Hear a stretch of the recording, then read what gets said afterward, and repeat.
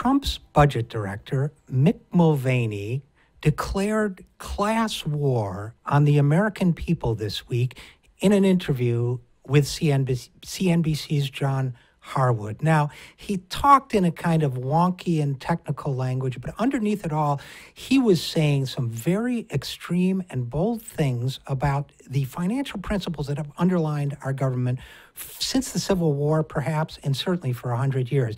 Now, in this interview, he said a lot of radical things in this interview, but one of the things he said was he was asked about Trump's intention to spend $1 trillion on infrastructure, which, by the way, Trump won't. He'll propose far less, and, he won't do it. But he was asked, will Republicans be comfortable with adding to the deficit to pay for $1 trillion in infrastructure?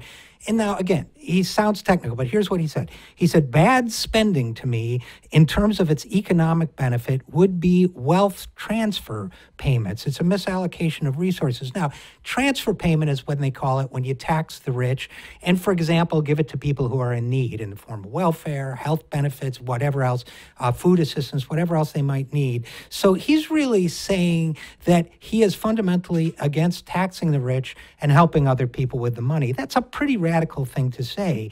And then he says, well, infrastructure is kind of in the middle because while you do misallocate resources a little bit, in other words, help people, you have something to show for it. It's tangible. It may help economic growth. In other words, he's saying somebody can make money from it.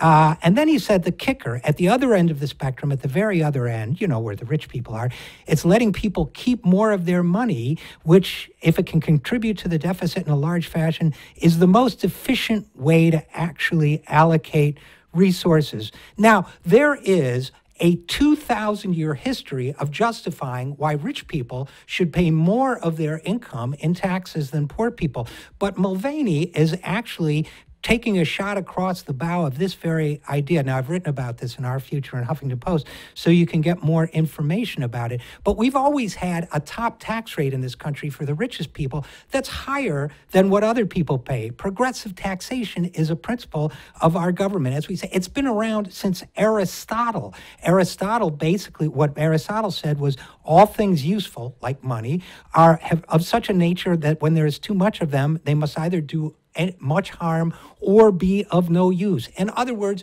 you can have so much money, you have nothing to do with it. You don't know what to do with it, and it's hurting the economy overall. That's exactly what we're seeing today with rising inequality and billionaires who are so wealthy that they can't even invest their money anymore, so they're just parking 20-30% of it.